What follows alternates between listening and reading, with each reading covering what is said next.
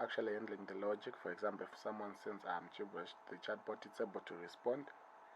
So in this tutorial, we're actually going to focus on the medical project. Okay, so yeah, that's what we actually discussed in the previous lecture.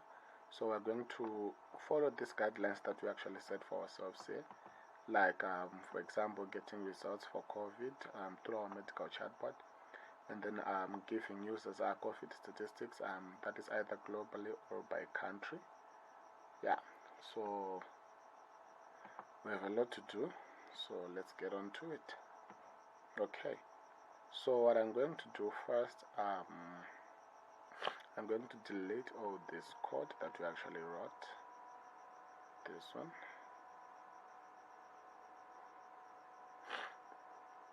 Okay, just like this, and then we're going to start actually from scratch. That's what we're going to do. Okay, so the first thing that we're going to do is actually create what are called lists in Python. So these lists, for those who actually know programming, we can actually take them as arrays. So they just store loads and loads of data, loads and loads of continuous data. So we're going to make use of lists to store our data, for example, data that we fetch from an API endpoint. So we are actually going to use an API endpoint for COVID-19. Okay, so I'll show you the endpoint in a few minutes. So what are we going to do first? Okay, so we are going to create a chatbot based on the first criteria here, that is getting results pertaining to COVID-19. That's the first functionality that we are going to implement. So the first thing that we need to do is actually create our list for storing the data. So I'm going to create a list called COVID list. So this is how you create a list in Python. Just type the name of the list that you want. So I'll just call it COVID list. And then this is how you create a list. So right now it's empty, it doesn't have anything. It's just going to store COVID information, and then we are going to also check if the chatbot actually responds with COVID details. So we're going to create a variable just like what we did in the last lecture. So we're just going to say COVID session. So this is the default, which is going to be false initially. Okay, so how do we want our users to actually get this information? So first we can start with a message, just like what we do. So I'm going to say if msg dot low, okay, is equals to, and then let's just go with hello. And then what are we going to do if we get hello? And then our session is going to remain false, but what we're going to do is actually respond, response.message, and then what we want to return as a response, and then maybe we can say, hi, I'm your medical chatbot, okay, assistant maybe, and then we have to show a person maybe a list.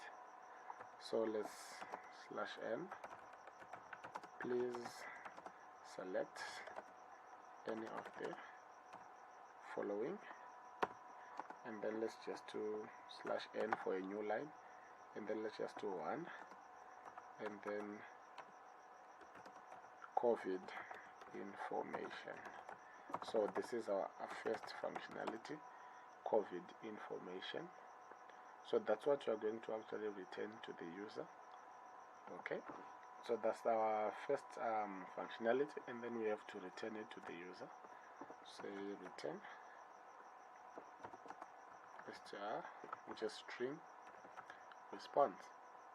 Alright, so let's actually set up our webhook. So before we do set up our webhook, I'll need to enable WhatsApp web for you guys, so you can actually see what will be going on behind the scenes. So let me pause for a while. Okay, so I've connected my WhatsApp web, so let's continue now. Okay, so what I'm going to do is set up our ngrok webhook in the first place. So what I'm going to do is actually open my directory here, and then this PC I want you to go to local C, and then navigate to users, yes, and then your username, and then find ngrok.ngrok2, and then delete this YAML file that is created, and then navigate to where you have actually stored your ngrok. Mine is here. Okay, so I'm going just to open CMD here, open in Windows Terminal. This is going to be a short lecture, by the way. We're not going to make very long lectures. Okay, so what you're going to do is actually type ngrok auth token, and then make sure you're logged into ngrok here, and then go to your auth token, copy the auth token, go back, paste it, enter. Okay, it has been saved. Then type ngrok http 5000. Okay, so it is connected. I'll just copy this URL, and then I'll just go paste it in Twilio. So what's my so my endpoint is actually /SMS, so that's what I'm going to use. Twilio messaging sorry, and then settings, then WhatsApp sandbox settings,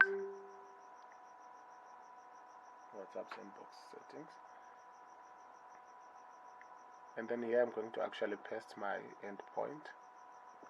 So just replace this with this /SMS, and then I'll hit on save.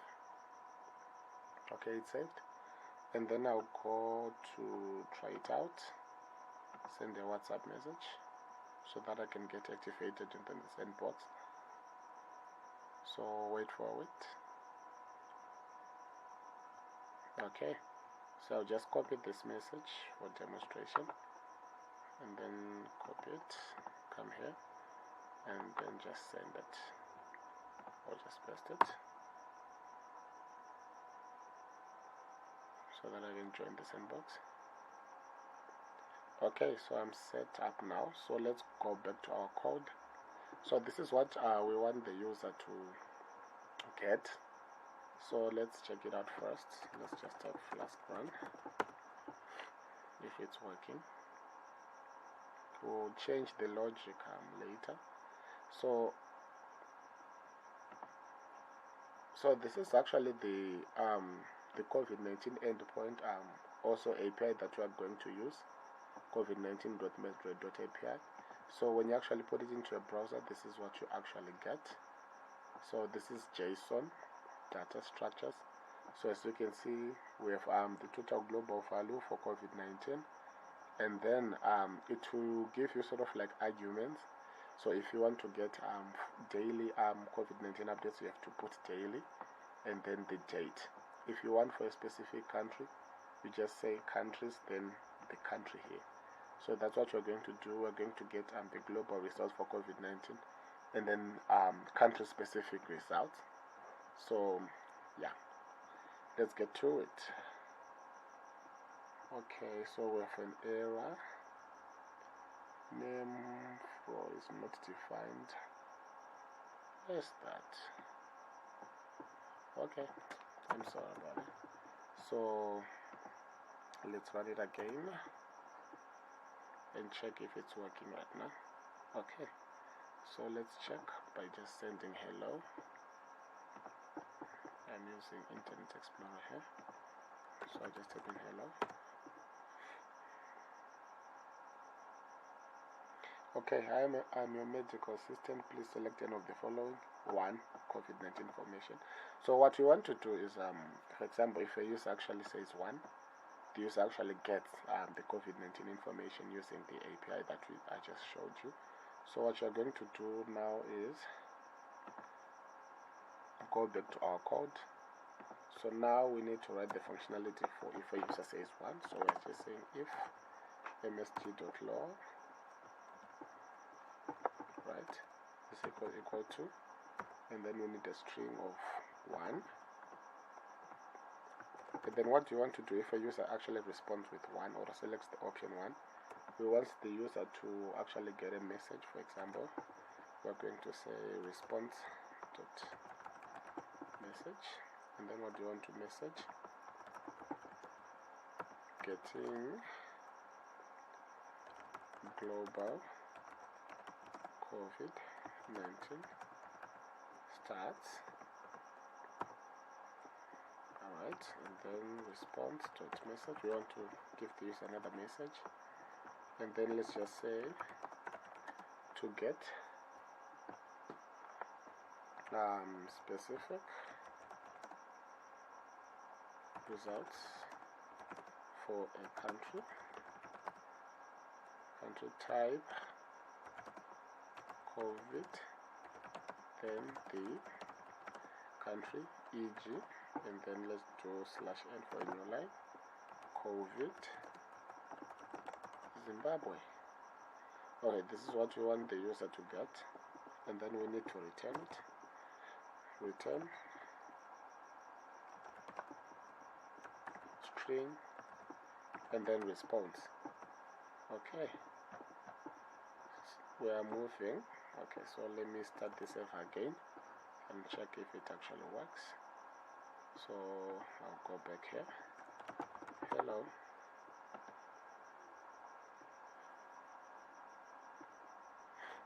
Okay, what if a user says 1?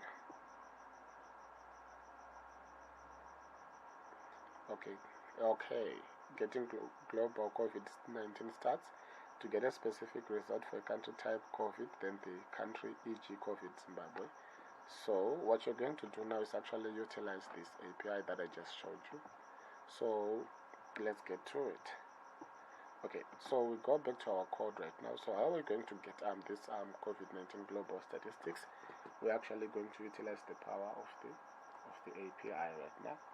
So what you're going to do is actually going to use this request that we actually used. As I said from the previous lectures, request allows us to get information from a certain URL. So as you know, endpoints are just URLs. So what you're going to do, we're going to define a URL right now. So let's say URL is equals to, and then request. That's when you're going to utilize the power of request right now. So request, or maybe I can just do URL and then just put this COVID-19 URL. So I'll just copy it here, and then I'll just paste it here so that I can actually store it. And then what I'm going to do is actually going to get this response for the URL. I'm just going to name the variable response, and then equals to, and then we're going to utilize the request variable that we imported here, request dot, and then request. So request is a parameter called request again. So request dot request, and then what are we going to do? Which method? As you can see, which method are we going to use? We're going to get something. So we type in get, and then which URL are we going to get information from? So we have a URL variable here, just type in URL. Okay, and then what we need to do is actually store this information into a JSON, like what we did in the previous lectures. So what you're going to do is just type in response, or let's just call it data, is equal to JSON. So what you're going to do, in order to use JSON, we need to actually import it here. So I'll just say import JSON. It's actually a module, as you can see. So JSON actually deconstructs the JSON into readable data. So import JSON, and then JSON will take an argument, which data do you want to decode. So what we actually want to decode is actually the information that we actually get from the URL. So what you're going to type is JSON, and then type in response. Let's just type in response, which is here, and then let's just say dot text. So we're just saying get this response. We only need the text for this response. Okay, so now how we're going to get the global statistics. So let's put them into a variable. Let's just call it confirmed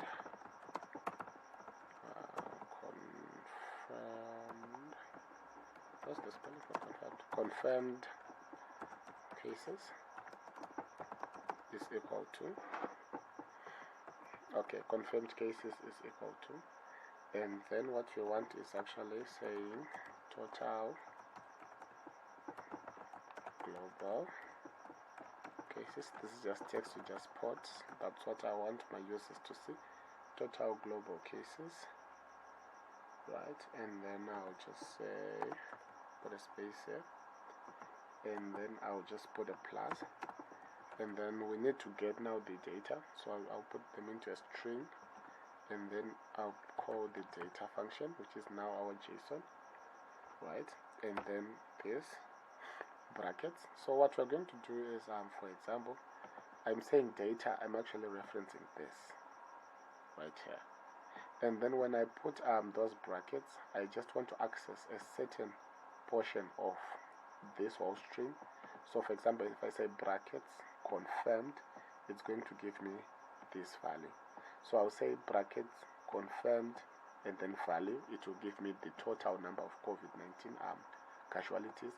If I say brackets confirmed detail, it will actually give me the detail. If I say brackets confirmed recovered, it will actually give me the recovered people. So that's what we're going to do. So I'll say data, and then confirmed. So this will give me the confirmed, but from the confirmed, we actually want the value for that confirmed case. As I was explaining, confirmed value. Okay. So what are we going to do with this information? So let's also get the recovered. So let's just say total recovered. So this is actually a fun project.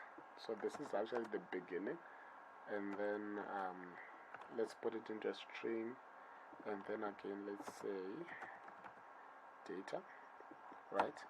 And then what you want is actually the recovered tab, so that we can actually see the people who actually recovered. So brackets and then recovered here. So I'll go back, and then I'll say recovered, and then for recovered I just want the value for those recovered people. So I'll just reference value. So I haven't checked yet. Okay, so what I'm going to do now is actually response dot message. I need to actually put this into a message. No, let's actually append this first. I think that will actually make a lot of sense. So I'll just call the COVID list dot append. So append is actually a function of putting information into a list. So I just want to append the confirmed cases just now. Okay, so what I'm going to do, and then I'm also going to append COVID lists dot append, and then I'm also going to append the recovered. Okay, so what you're going to do next is actually going to iterate, sort of like go through this list. So what I'm going to do is actually going to use a loop. So in Python, this is how we define a loop. We're just going to say for item in COVID list, and then what we want to do with this certain item, we're going to do response dot message item, and then we're actually going to return this response. Yeah, I think that was actually a lot to take in. Just go through it bit by bit. So I don't know if we actually have an error right now. So this is just the code for getting the global statistics. So let's check if we actually have an error here. I think we do have an error. I don't know. So let's just check, right? Okay, let me go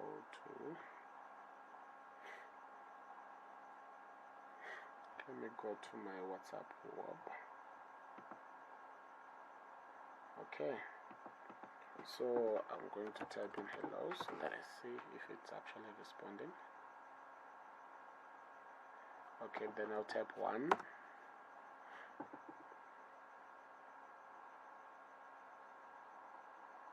Seems we have an error. Okay, so what's our error? Type error. Module object is not callable. Title JSON response to text. Okay, I think we actually have an error here.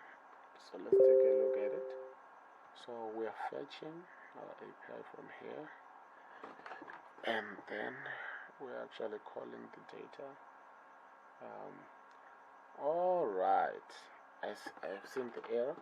So it's actually not calling this JSON because we forgot to put the JSON method. So which is JSON.loads. So let's try it again. We just added loads there. Again of last run. Let's try it again. Hello.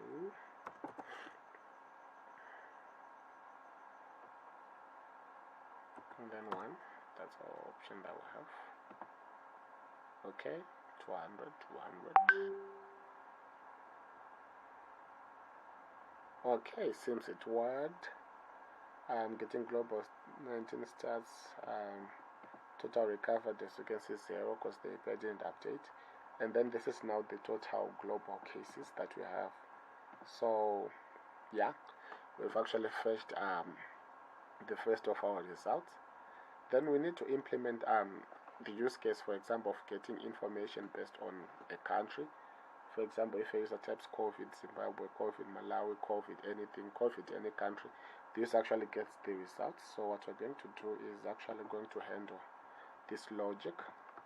So what you're going to do is backspace here, make sure your ifs are in the same line here. That's why I recommend using VS Code in the first place. Then just type if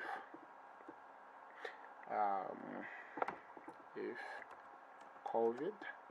So we want to check if actually a message that you receive from the user contains the word COVID. So if COVID in msg.log,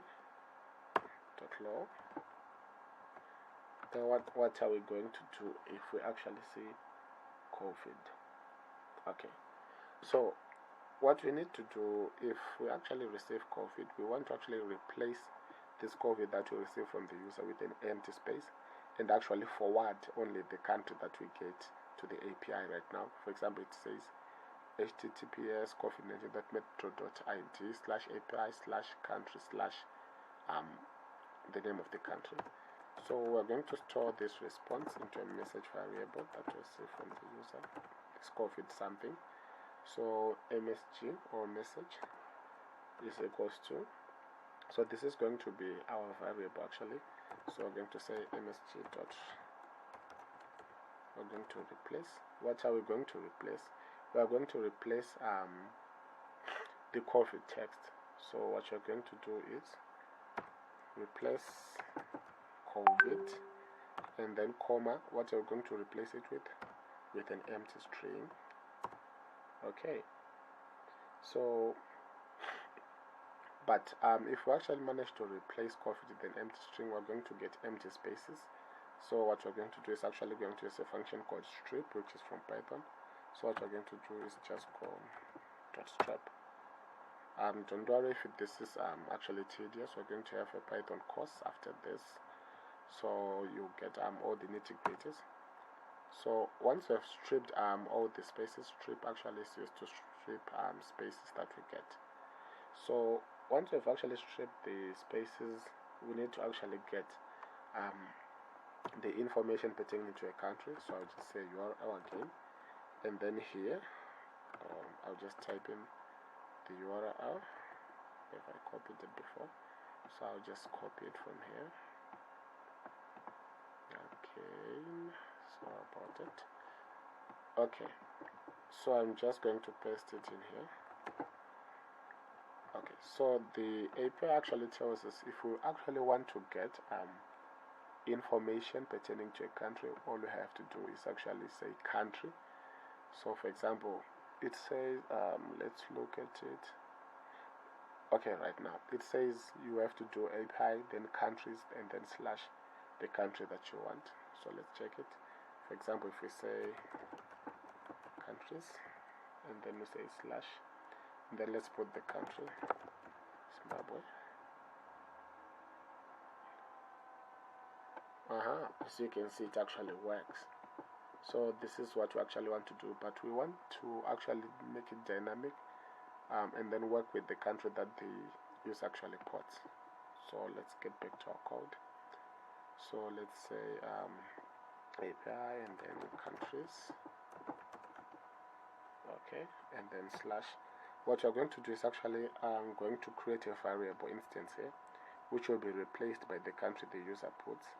So just put %s, okay, and then percentage message. So what this does is it's going to replace this %s with percentage message. For example, if the message is now Zimbabwe, it's going to say country/Zimbabwe.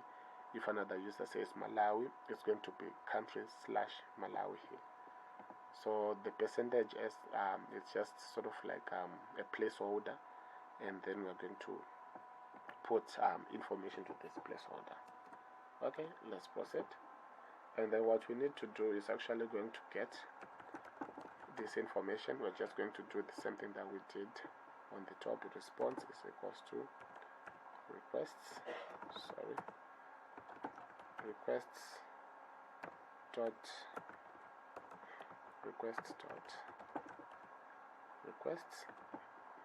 and then which method do we want? We want to get the information, and then which URL? We're just going to take URL, which is here, and then same process. As you can see, this is actually, we're just repeating the same process from here. And then what you're going to do right now is same process again. We're going to load this data is equals to json.loads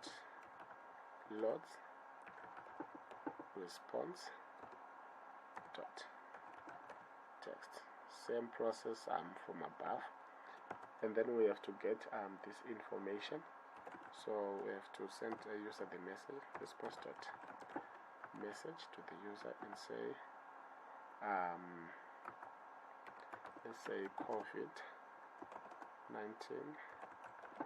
results for, and then just add a plus message, which is a message referring to the country that the user actually puts. And then we need to get those information for that country. So we're just going to do confirmed cases is equals to, you can name this variable whatever you want, and then same process again, total cases or total casualties, whatever you want, and then just a plus string, and then data again, same process as you can see from above here. Same process, we no want to fetch this information pertaining to a country. Okay, put your brackets, and then we need the confirmed, and then for those confirmed we need actually the value of it. So where am I getting this information from? From the API. So as you can see, confirmed here, right, and then the value here. As you can see, this API is not up to date. It actually says value is equals to 0. Maybe because Zimbabwe hasn't posted an update yet in terms of COVID-19 results. So confirmed and then value. We're going also to get the death value here for this month. Okay. Okay, so let's just say confirmed. Confirmed deaths is equals to total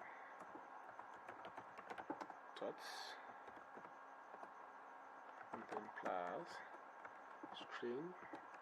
string. We're just saying put display our data as a string, like in a readable format, and then we're going to say data deaths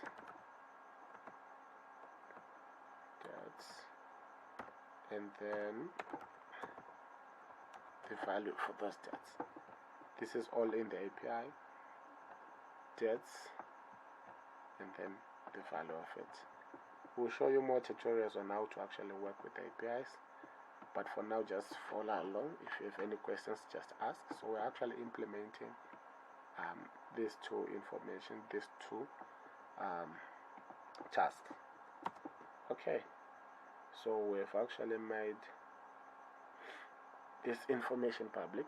So what you're going to do is I will make another list. I'll just maybe call it COVID info to an empty list, so that I put this information into a list for safekeeping, so that I can fetch it. So I'll say COVID info dot append. So we're appending this information, confirmed cases, and then also COVID underscore info dot append. What do you want to append? Confirmed deaths. And then we have to loop right again for item or for anything or for info. Just put anything that you want in COVID info. What do we need to do with this information? We need to return it. So response dot message the information, and then we need to return this to the user. So say return string response. So I know this is a lot to take in right now, so let's check if we actually have errors.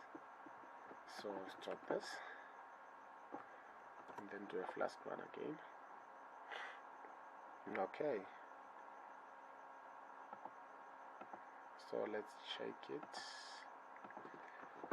Let's do our normal hello.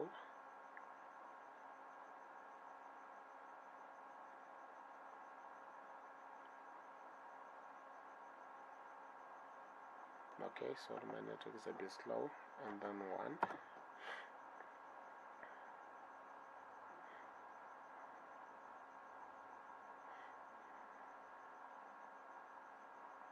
Okay, so respond. Okay, so let's go with COVID Zimbabwe. We might face a lot of errors here, so let's just send it. So this terminal actually shows us if we get any errors. We don't get errors. We didn't get anything. So as you can see, it actually fetched information about Zimbabwe right now. COVID-19 results for Zimbabwe, total deaths 5,386,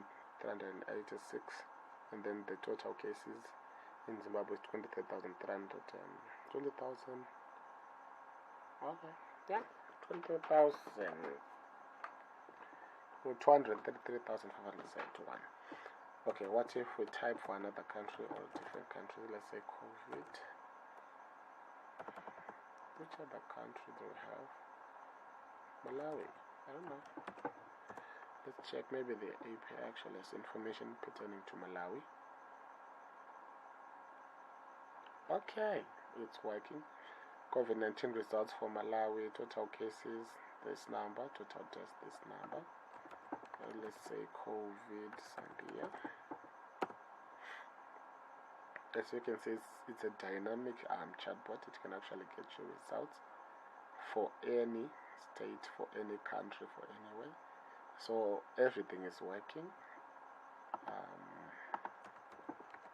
COVID China.